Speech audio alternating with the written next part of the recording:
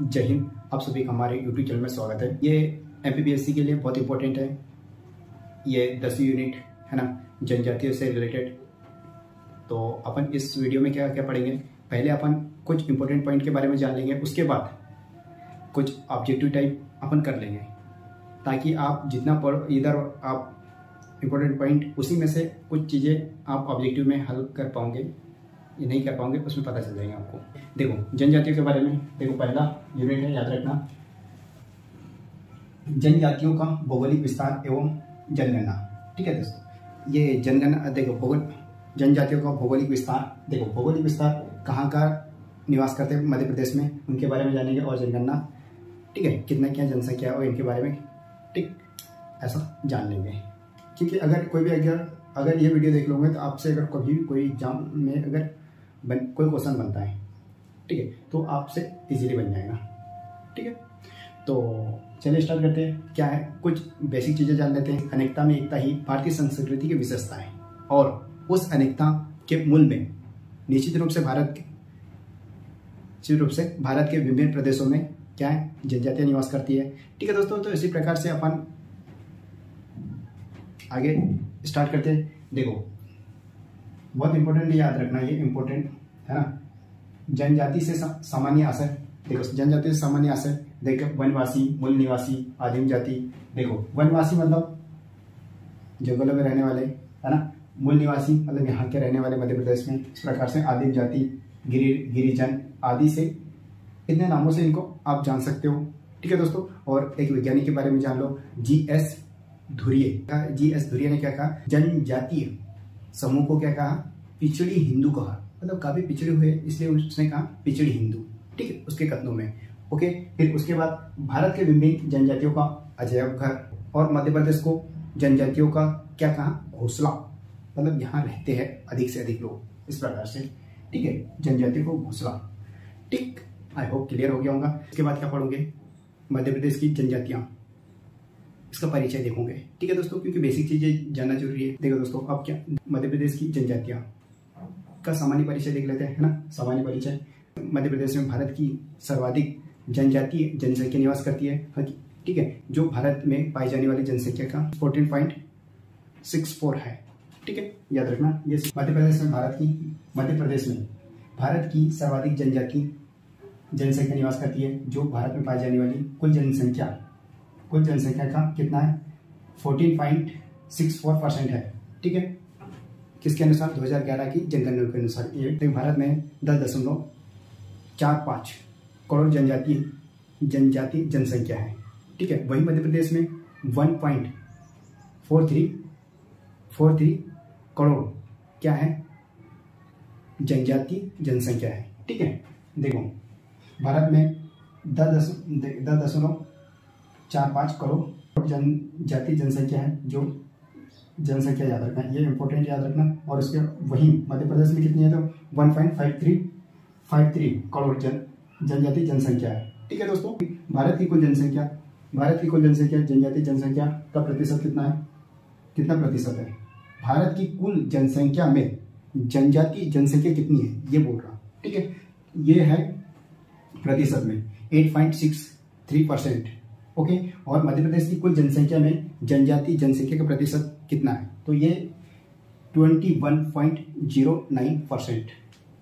मध्य प्रदेश में कुल 89 जनजाति विकास खंड, याद रखना। ठीक है, उसके देखो 89 ये कई बार पूछा गया है एग्जाम में, याद रखना। ये 89 कितने विकास खंड है, तो याद रखना 89 90। ओके, क्योंकि जनजाति से रिलेटेड जो भी काम होता है इसमें किया जाता है। ठीक है, उसके बाद मध्य प्रदेश के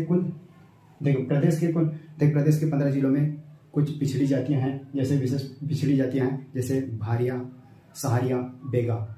ओके, भारिया, देखो ये बेगा हो गया, भारिया हो गया, सहारिया हो गया, के लिए 11 अभिकरण संचालित है। ठीक है दोस्तों, क्योंकि देखो कई बार व्यापा में आपने एग्जाम में देखा होगा कि फॉर्म अगर भर दिए तो उनको आसानी से नौकरी मिल जाती है। ठीक है, उनके लिए विशेष छूट दी है सरकार ने, क्योंकि ये काफ़ी पिछड़े हुए इस प्रकार से। और जैसे फॉरेस्ट वगैरह में भी, नाकेदार वगैरह में, तो उनको वो अगर फॉर्म भर दिए तो उनको कम नंबर भी है तो उनको आसानी से सिलेक्शन हो जाता है। फॉर्म भर दिए मतलब उनको नौकरी पक्की है, याद रखना।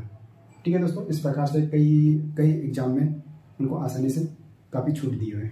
ठीक है, जो ये 33 श्रेणी में याद रखना। ओके, और 2011 की जनगणना के अनुसार मध्य प्रदेश में कुल 43 जनजातियां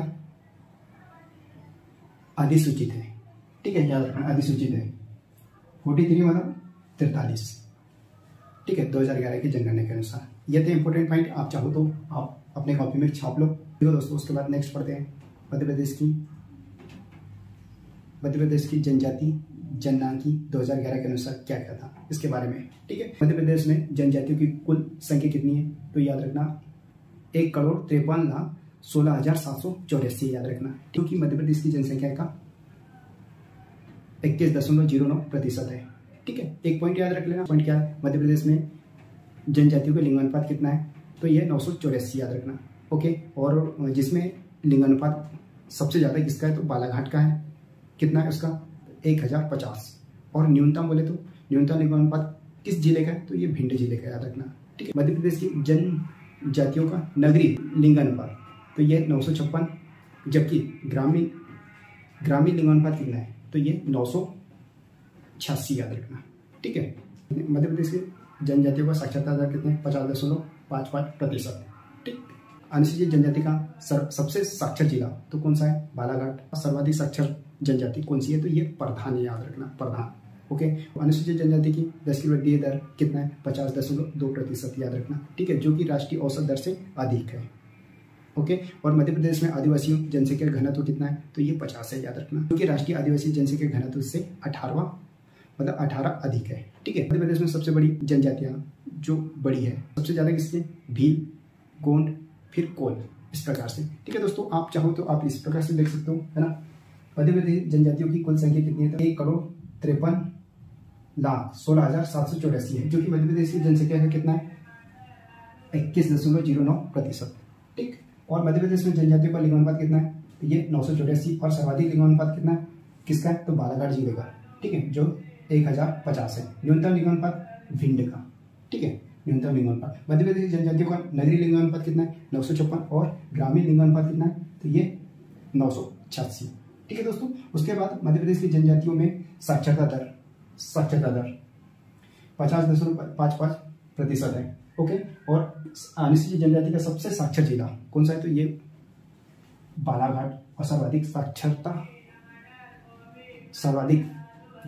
इसमें इसी में सर्वाधिक साक्षर जनजाति कौन सी है, तो ये प्रधान याद रखना, प्रधान। ठीक है, और अनुसूचित जनजाति की 10 की वृद्धि दर 25.2%, जो कि राष्ट्रीय औसत से अधिक है। ठीक है, और मध्य प्रदेश की आदिवासी जनसंख्या घनत्व कितना है, तो 50 है, और जो कि राष्ट्रीय आदिवासी जनसंख्या घनत्व से 18 अधिक है याद रखना। ओके, और मध्य प्रदेश की सबसे बड़ी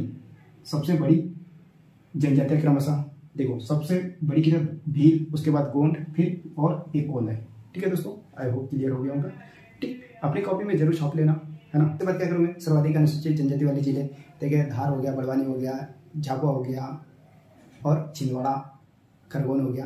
ठीक है दोस्तों, इस प्रकार से आप देख सकते हो। और सर्वाधिक अनुसूचित जनजाति जनसंख्या वाले जिले। ओके, सबसे ज्यादा इसमें धार जिले में है। कितना है 12,22,814। ठीक है दोस्तों, और उसके बाद बड़वानी हो गया, बड़वानी में कितना है, 9,62,145 हो गया। उसके बाद झाबुआ में कितना है, तो 8,91,818। ठीक है, फिर छिंदवाड़ा कितना हो गया, 7,69,778। ठीक है दोस्तों, उसके बाद खरगोन में 7,30,169। और सर्वाधिक अनुसूचित जनसंख्या प्रतिशत वाले जिले, है ना, तो कौन सा अलीराजपुर हो गया, झाबुआ हो गया, इस प्रकार से परवानी, डिंडोरी, मंडला। ठीक है दोस्तों, आई होप देख लिए होंगे, क्योंकि एग्जाम में पूछे जाने की उम्मीद है ना। अलीराजपुर में कितना प्रतिशत है, 90%, और ये 87%, और ये 69.4%, और डिंडोरी में 64.7%। ओके, मंडला में 57.9%। ठीक है दोस्तों, ये प्रतिशत में था, ये जनसंख्या में। उसी के बाद और भी देख लो, है ना, कॉपी में छाप लो, हो सके तो। न्यूनतम अनुसूचित जनजाति जनसंख्या वाले जिले, तो याद रखना भिंड का कितना है, 6,131, और दूसरा दतिया का कितना है 15,061 और ये मुरैना में कितना है जनसंख्या कितनी है 17,030 और ये मंदसौर में 33,092 और शाजापुर में 37,836। उसी प्रकार से न्यूनतम अनुसूचित जनजाति प्रतिशत वाले जिले, तो सबसे कम कितने भिंड, याद रखना भिंड से रिलेटेड जरूर क्वेश्चन पूछा जाएगा इच, है ना। तो ये भिंड में कितना है 0.4% और मुरैना में कितना है 0.9 और ये दतिया में 1.9 और मंदसौर शाजापुर उज्जैन ये 2.9 और भोपाल में कितना है 2.9। इस प्रकार से आप याद रख सकते हो, आप चाहो तो आप कॉपी में नोट कर सकते हो। ठीक है दोस्तों, बहुत इंपॉर्टेंट है ना। ठीक, देखो दोस्तों उसके बाद याद रख लेना ये सर्वाधिक अनुसूचित जनसंख्या 10 की वृद्धि दर के बारे में वाले जिले। ठीक है दोस्तों, सबसे 10 की वृद्धि दर तो छतरपुर में हुआ 42.6% और शिवपुरी 42% और बुरहानपुर 36.8% और ये अशोकनगर 35.6% और खंडवा में कितना 34.9%। इस प्रकार से आप 10 की वृद्धि आप पता कर सकते हो। जैसे कि इसके बाद क्या करोगे, न्यूनतम अनुसूचित जनजाति 10 की जनसंख्या 10 की वृद्धि दर वाले जिले, इनके बारे में जान लो। देखो सबसे कम कौन सा है, देखो मंदसौर हो गया, फिर भिंड हो गया, उज्जैन हो गया, शाजापुर हो गया, सागर हो गया। ठीक है, मतलब ये कम से अधिक की ओर बढ़ रहा है ना। देखो ये माइनस में तो -11.5% और ये भिंड में 8.8% और उज्जैन में -8%। ठीक है, और ये फिर शाजापुर में 7.2% और ये सागर में 13.0%। इस प्रकार से आप याद रख सकते हो। ठीक है दोस्तों, आई होप क्लियर हो गया होगा। देखो ये डाटा आप कॉपी में जरूर नोट कर लेना क्योंकि आपके लिए बहुत इंपॉर्टेंट है। देखो दोस्तों, जिनके पास बुक वगैरह है उनके लिए कोई दिक्कत नहीं, जिनके पास नहीं है उनके लिए काफ़ी हेल्पफुल हो। मध्य प्रदेश की जनजातियों का भौतिक विभाजन, देखो मध्य प्रदेश की जनजातियों का भौतिक विभाजन, मध्य प्रदेश में जनजातियों को संपूर्ण भाग में पाया जाता है, पूरे मध्य प्रदेश में पाया जाता है, लेकिन अधिकतर कहाँ पाए जाते हैं, पठारी क्षेत्र में। देख पहाड़ी क्षेत्र और पठारी क्षेत्र में बहुत अधिक पाए जाते हैं। ठीक है, जनजाति वगैरह मतलब निवास करते हैं। डॉक्टर कमल शर्मा एवं शिव कुमार तिवारी के अनुसार इनको 3 भागों में बांटा गया है, जैसे एक पूर्वी भाग, दक्षिणी भाग और एक पश्चिमी भाग, लेकिन एक अन्य क्षेत्र भी है। इस प्रकार से आप बांट सकते हो। ठीक है दोस्तों, तो ओवरऑल आप बोल सकते हो मध्य प्रदेश की जनजाति को भौतिक विभाजन। ठीक है, मध्य प्रदेश की जनजाति का विवरण संपूर्ण भाग में पाया जाता है, किंतु पहाड़ी एवं पठारी क्षेत्रों में बहुत अधिक मात्रा में पाए जाते हैं। मतलब अधिक क्षेत्रों में जनजातियाँ बहुत आया रूप में पाई जाती है। ठीक है दोस्तों, देखो डॉक्टर कमल शर्मा एवं शिव कुमार तिवारी के सर्वेक्षण के आधार पर जनजातियों को भौगोलिक रूप से 3 भागों में विभाजित किया है। ठीक है दोस्तों, एक पूर्वी, दक्षिणी और पश्चिमी, लेकिन एक चौथा एक हो सकता है अन्य क्षेत्र भी हो सकता है, अन्य क्षेत्र या फिर अन्य भाग। इस प्रकार से आगे क्या करेंगे इनके बारे में जान लेते हैं। पूर्वी क्षेत्र के अंतर्गत क्या कौन से जिले आते हैं और दक्षिणी क्षेत्र के भाग के अंतर्गत कौन से जिले आते हैं और ये पश्चिमी भाग और ये अन्य क्षेत्र के अंतर्गत और कौन सी जनजातियाँ आती हैं, इनके बारे में थोड़ा डिस्कस कर लेंगे ताकि यार आपको भी नॉलेज हो जाए, है ना। क्या बोलते हैं दोस्तों, तो पूर्वी क्षेत्र के अंतर्गत कौन से जिले आते हैं, तो याद रखना प्रमुख भाग मतलब शहडोल हो गया, अनूपपुर हो गया, कटनी हो गया, सिंगरौली हो गया, सीधी हो गया, उमरिया हो गया, ये आते हैं पूर्वी क्षेत्र के अंतर्गत। ठीक है, और इसमें कौन सी जनजातियाँ निवास करती है, यह याद रखना कोल हो गया प्रमुख जनजाति है। ठीक है, कोल प्रमुख जनजाति है। ठीक है, और गोंड हो गया, पनिका, बेगा और कंवर, ये अधिकांश कहाँ पाई जाती है, सीजी में पाई जाती है, मतलब छत्तीसगढ़ में पाई जाती है, याद रखना छत्तीसगढ़ में। ठीक है दोस्तों, अभी से याद रखना। और ये कुल टोटल प्रतिशत कितना है, ये 14%। ठीक, जो पूर्वी क्षेत्र में पाई जाती है। और ये दक्षिणी क्षेत्र के अंतर्गत प्रमुख जिले कौन से हैं, है ना, कौन से जिले, तो याद रखना छिंदवाड़ा हो गया, बैतूल हो गया, पांडुरना हो गया, सिवनी हो गया, हरदा हो गया और ये बालाघाट, मंडला, डिंडोरी, ये क्या है दक्षिणी क्षेत्र के अंतर्गत आते हैं। ठीक है, इसके अंतर्गत कौन सी जनजाति आती है, मतलब इन जिलों में, है ना, प्रमुख रूप से देखो गोंड, भारिया, कोरकू और प्रधान, ये क्या इन जिलों में अधिकतर पाई जाती है। ठीक है दोस्तों, और ये कितने प्रतिशत पाई जाती है, 23.28 मतलब 28%। इस प्रकार से उसके बाद क्या करोगे आप, ये हो गया। फिर पश्चिमी क्षेत्र और अन्य क्षेत्र के बारे में देख लेते हैं, है ना। पूर्वी और पश्चिमी क्षेत्र, देखो पूर्वी और दक्षिणी क्षेत्र के बारे में जान लिए, अब क्या पश्चिमी क्षेत्र और अन्य क्षेत्र के बारे में जान लेते हैं। देखो पश्चिमी क्षेत्र के अंतर्गत कौन से जिले आते हैं, है ना, तो याद रखना पश्चिमी क्षेत्र झाबुआ आता है, बड़वानी आता है, धार आ गया, अलीराजपुर, खंडवा, खरगोन, बुरहानपुर और रतलाम, ये जिले क्या आते हैं?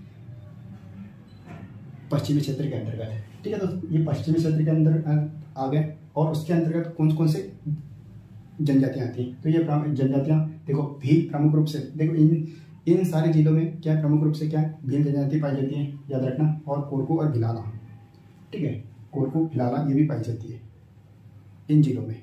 ठीक है दोस्तों, और अन्य क्षेत्र के अंतर्गत बोल सकते हो, है ना, जो बचे जैसे ग्वालियर व चंबल क्षेत्र में कौन सी जनजाति पाई जाती है? तो ये सहारिया जनजाति पाई जाती है, विशेष रूप से सहारिया जनजाति। ये हाईलाइट कर लेना दोस्तों, ग्वालियर और चंबल क्षेत्र में सहारिया जनजाति पाई जाती है, जो कि मध्य प्रदेश की 5वीं सबसे बड़ी जनजाति है। ये 5वीं सबसे बड़ी जनजाति है, याद रख लेना। ठीक है, और फिर बुंदेलखंड क्षेत्र में सौर, देखो सौर और खेरवार जनजाति पाई जाती है। ये 3 जनजाति इस क्षेत्र में पाई जाती है।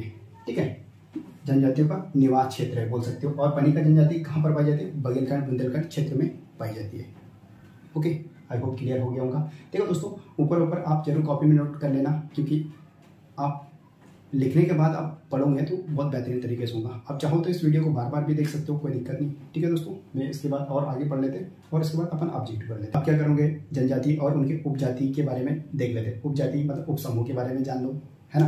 क्योंकि देखो, अगर कोई भी उपजाति के बारे में पूछ लिया जाए और ये कौन सी जाति से संबंधित है ये पता है तो आप आसानी से बता दोगे। देखो, मध्य प्रदेश में जनजातियों उपजातियों के बारे में देख लेते हैं। ठीक है दोस्तों, सबसे पहले क्या ये 5 है, मतलब और भी है, लेकिन मैंने ये जो इम्पोर्टेंट है वही वाली बता रहा हूँ। ठीक है दोस्तों, देखो जनजाति देखो, गोंड की उपजातियाँ क्या क्या है? तो ये प्रधान हो गया, अगारिया हो गया, ओझा हो गया, नगरची और सोल्हास हो गया। ठीक है, ये क्या उपजातियां हैं गोंड की, है ना। उसी प्रकार से भील की कौन सी उपजातियां हैं? बरेला हो गया, है ना, भिलाला हो गया और पटेलिया हो गया है। ये क्या है? ये भील की उपजातियां। ठीक है दोस्तों, और बेगा की उपजातियां क्या क्या हैं? देखो, बिजवार हो गया, नरेटिया हो गया और नाहर, राय भैना और कथा भैना, ये क्या हो गया? ये बेगा की उपजातियां हैं। ठीक है दोस्तों, और फिर कोरकू की उपजातियां मवेसी रुया और नाहला हो गया और बाबरी हो गया, बोदोयन, ये क्या हो गया? कोरकू की उपजातियां। ठीक है दोस्तों, उसके बाद भारिया की उपजातियों के बारे में जान लो। देखो, एक भूटिया हो गया, मोइन हार और एक पांडव हो गया। ये क्या है? भारिया की उपजातियों के बारे में देख लिए। ठीक है दोस्तों, आप चाहो तो अपने कॉपी में नोट जरूर कर लेना, क्योंकि यार देखो, अगर आप इससे पढ़े हो तो इसके बारे में आसानी से बता दूंगी। मतलब गोंड की उपजातियों के बारे में पूछ लिया जाए या फिर मेंस के हिसाब से, है ना, MPPSC में। ठीक है दोस्तों, इस प्रकार से आप याद रख सकते हो। ठीक है, तो उसके बाद अब इसके बाद क्या करेंगे? अपन ऑब्जेक्टिव लगा लेते हैं, क्योंकि आपने ये पूरा पढ़ा है तो आपसे वो काफ़ी बन जाएगा। अपने तो पढ़ लिया थ्योरी टाइप, है ना, इंपॉर्टेंट चीज़ें पढ़ चुके हैं, तो अब देखो ऑब्जेक्टिव देख के आप आसानी से लगा लोगे, है ना। क्योंकि देखो, थ्योरी पढ़ने के बाद आप ऑब्जेक्टिव लगाओगे तो अपने बहुत बेनिफिट होगा। ठीक है दोस्तों, आप करते हैं इस क्वेश्चन को, है ना। देखो, पहला, मध्य प्रदेश में कुल कितनी अनुसूचित जनजातियां निवास करती है? तो आपको पता है, अगर पता होगा तो डायरेक्ट आप टिक कर दोगे। ठीक है दोस्तों, तो ये याद रखना, इसका राइट आंसर है 43 निवास करते हैं। जनजाति कार्य विभाग मध्य प्रदेश के प्रशासकीय प्रतिवेदन 2022-23 के अनुसार मध्य प्रदेश में कुल कितनी 43 अनुसूचित जनजातियां निवास करती है। ठीक है दोस्तों, ये याद रखना। ओके, आई होप क्लियर हो गया होगा आपको, है ना। और इसके बाद नेक्स्ट सेकंड क्वेश्चन करते हैं। मध्य प्रदेश के पश्चिमी क्षेत्र में कौन सी जनजाति पाई जाती है? मतलब प्रमुख रूप से सबसे ज्यादा कौन सी जनजाति पाई जाती है? तो याद रखना, ये भील जनजाति पाई जाती है। ठीक है दोस्तों, भील, याद रखना, भील जनजाति पाई जाती है। इसका राइट आंसर होगा भील जनजाति। टिक। भील जनजाति मध्य प्रदेश की सबसे बड़ी जनजाति है, याद रखना। यह पश्चिमी क्षेत्र, जैसे देखो, यह पश्चिमी क्षेत्र में पाई जाती है, जैसे धार हो गया, झापो हो गया, अलीराजपुर आदि जिलों में ये निवास करती है, ये जनजाति। ठीक है, भील जनजाति, इनके बारे में। ठीक है, उसके बाद अपन नेक्स्ट क्वेश्चन कर लेते हैं। तीसरा क्वेश्चन देखो, तीसरा, है ना। देखो दोस्तों, अगर बन रहा है तो आप डायरेक्ट आप देख के समझ सकते हो कौन सा राइट है ना। देखो, जनगणना 2011 के अनुसार मध्य प्रदेश की कुल जनसंख्या का कितना प्रतिशत अनुसूचित जनजाति जनसंख्या है? तो कौन सा है? आपने आगे पढ़ा है क्या पीछे? तो देखो, 18.0.7 या 23.1% या और 15.6% या फिर 21.09%। तो इसका राइट आंसर होगा 21.09%। ठीक है दोस्तों, ये 21.09%, ये इसका राइट आंसर हो जाएगा। याद रखना मध्य प्रदेश में 1.53, याद रखना 1.53 अनुसूचित जनजाति जनसंख्या निवास करती है। ठीक है, जो कि मध्य प्रदेश के कुल जनसंख्या के कितना है, 21.09% है। चौथे नंबर का, भारत का सर्वाधिक अनुसूचित जनजाति जनसंख्या वाला राज्य कौन सा है? जनसंख्या वाला राज्य, तो याद रखना इसका राइट आंसर तो आपको देख के पता होंगे, मध्य प्रदेश है सबसे ज्यादा। और प्रतिशत के आधार पर याद रखना सबसे ज्यादा, देखो भारत में याद रखना, भारत में, और प्रतिशत में याद रखना सबसे फर्स्ट नंबर पे मिजोरम में, याद रखना मिजोरम, प्रतिशत के आधार पे भारत में मिजोरम। ठीक है, आबादी के अनुसार मध्य प्रदेश, आबादी के अनुसार ये, ठीक है, प्रतिशत में मिजोरम। ठीक है दोस्तों, आई होप क्लियर हो गया होगा। देखो आप चाहो तो यहाँ पे लिख सकते हैं मध्य प्रदेश, इस प्रकार से MP। ठीक, आई होप क्लियर हो गया होगा। उसके बाद नेक्स्ट क्वेश्चन करते हैं। पांचवा क्वेश्चन क्या दिया, मध्य प्रदेश के किस जिले में अनुसूचित जनजाति जनसंख्या निवास करती है? कौन सी जिले में सबसे ज्यादा अनुसूचित ST जनसंख्या निवास करती है? तो याद रखना, देखो किस किस में, अलीराजपुर, झाबुआ, धार, बड़वानी। तो सबसे ज्यादा कहाँ पर निवास करती है? तो धार, याद रखना इसका राइट आंसर होगा धार। ठीक है, धार, जिसमें कितनी जनसंख्या है? तो याद रखना अनुसूचित जनजाति की 12,22,814। ठीक है, इतनी जनजाति निवास करती है, ठीक है, जनसंख्या में, याद रखना। ठीक है, ये पॉइंट हमेशा याद रखना। ठीक, आई होप समझ गए होंगे।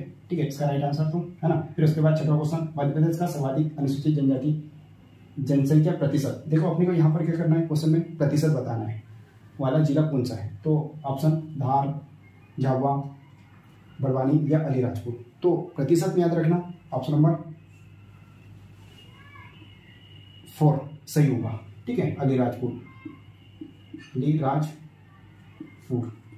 ठीक है, ये कितना है? तो 89% याद रखना, 89% यहाँ पर सबसे ज्यादा याद रखना। याद रखना ये प्रतिशत में अलीराजपुर, और ये धार क्या है? जनसंख्या में सबसे ज्यादा है। ठीक है दोस्तों, आई होप क्लियर हो गया होगा। हाँ कि नहीं आया? देखो अगर ये देखो इन चीजें आया तो याद रखना, ये देखो जनसंख्या में जनसंख्या आ गया तो इनके बारे में 2-3 और भी याद रख लेना, इससे छोटा, इससे छोटा, इससे छोटा, इस प्रकार से वो भी जरूर देखना है। प्रतिशत में भी देख लिया करो दोस्तों। देखो सबसे देखो सर्वाधिक, तो फिर उससे कम 3, 4, 5 के बारे में जरूर देख लेना। लेकिन तो आपने काफी नोट कर लिया होगा, ऊपर में मैंने समझा दिया था, है ना। ठीक, 7वां नंबर क्वेश्चन देखो, मध्य प्रदेश की विशेष पिछड़ी जनजाति सहारिया। देखो सहारिया मुख्यतः किस क्षेत्र में पाई जाती है, इसके बारे में अपने को पता करना है। ठीक है दोस्तों, तो किस में, तो ऑब्जेक्टिव देख लो। देखो पश्चिमी मध्य प्रदेश, या फिर सेकंड पश्चिमी मध्य प्रदेश, या फिर उत्तरी मध्य प्रदेश, या फिर संपूर्ण मध्य प्रदेश में। तो इसका राइट आंसर क्या होगा? तो ये होगा उत्तरी मध्य प्रदेश में। ठीक है, उत्तरी मध्य प्रदेश में पाई जाती है। उत्तरी मध्य प्रदेश में सहारिया जनजाति पाई जाती है। इसके अंतर्गत कौन कौन से जिले आते हैं, है ना। देखो ये ग्वालियर हो गया, शिवपुरी, गुना, अशोकनगर नगर आदि सहारिया जनजाति पाई जाती है। ठीक है दोस्तों, आई होप क्लियर हो गया होगा। और उसके बाद नेक्स्ट क्वेश्चन 8वें नंबर का, तो मध्य प्रदेश में न्यूनतम अनुसूचित जनजाति जनसंख्या वाला जिला कौन सा है? तो न्यूनतम देखना है अपने को, ये याद रखना, न्यूनतम अनुसूचित जनजाति कहाँ पर निवास करती है। तो याद रखना, देखो पहले देखें दतिया, भिंड, मुरैना और शाजापुर। तो इसका राइट आंसर होगा ऑप्शन नंबर 2 भिंड में सबसे कम अनुसूचित जनजाति निवास करती है। कितने निवास करती है? तो यार 6131 इतने जनसंख्या यहाँ पर है। ये किस आंकड़े के आधार पे? ये 2011 की जनगणना के आधार पर। ठीक है दोस्तों, जो कि न्यूनतम है। अब क्वेश्चन नंबर 9, मध्य प्रदेश में सर्वाधिक अनुसूचित जनजाति साक्षरता वाला जिला कौन सा है? तो अपने को पता करना है। देखो कौन सा है, शिवपुरी, रायसेन या बालाघाट या भिंड। तो इसमें सर्वाधिक साक्षर जिला कौन सा है? तो ये बालाघाट, सर्वाधिक साक्षर जिला। ठीक है दोस्तों, बालाघाट राइट आंसर अनुसूचित जनजाति में। ठीक है, अनुसूचित जनजाति में साक्षर जिला। और लेकिन अनुसूचित जनजाति में कौन सी जाति सबसे ज्यादा साक्षर है? तो ये याद रखना, कौन सा है? प्रधान, प्रधान, प्रधान, ये सबसे ज्यादा साक्षर है। ठीक है, इसके बाद नेक्स्ट क्वेश्चन, मध्य प्रदेश के पूर्वी भाग में निम्न में से कौन सी जनजाति पाई जाती है? पूर्वी भाग में तो याद रखना पूर्वी, देखो भील, सहारिया, भिलाला या कोल, इनमें से कौन सी पाई जाती है? तो इसका राइट आंसर होगा Kol. Kol is the right answer. देखो कोल जनजाति पूर्वी मध्य प्रदेश में पाई जाती है, जैसे रीवा हो गया, सतना हो गया और सीधी आदि जिलों में पाई जाती है। ठीक है दोस्तों, कोल, कोल, ठीक, ये कहाँ पाई जाती है? रीवा हो गया, सतना हो गया, सतना और सीधी आदि जिलों में पाई जाती है। देखो और याद रखना, कोल जनजाति का महाकुंभ कहाँ पर हुआ? तो ये याद रखना सतना में हुआ था, फरवरी 2000, देखो ये फरवरी 2023 में महाकुंभ हुआ था। कोल जनजाति का महाकुंभ कहाँ पर हुआ था? तो सतना जिले में, याद रखना। ठीक है दोस्तों, ये थे अपने 10 क्वेश्चन, बहुत बढ़िया थे, है ना। और ये देखो जनजाति को भौगोलिक विस्तार एवं जनगणना से रिलेटेड ये क्वेश्चन भी थे और कुछ डिटेल भी आप लोगों ने इस वीडियो में देख लिए होंगे ऊपर। ठीक है दोस्तों, अगर वीडियो अच्छा लगे तो लाइक करना और चैनल को जरूर सब्सक्राइब कर देना। इसके बाद और नेक्स्ट, है ना, एक अध्याय मतलब कंप्लीट हो गया, उसके बाद नेक्स्ट अध्याय पढ़ते अपन। ठीक है, तो अगर वीडियो अच्छा लगे तो लाइक करना और चैनल को जरूर सब्सक्राइब कर देना। ठीक है, और इसी के साथ मिलते हैं नेक्स्ट वीडियो में।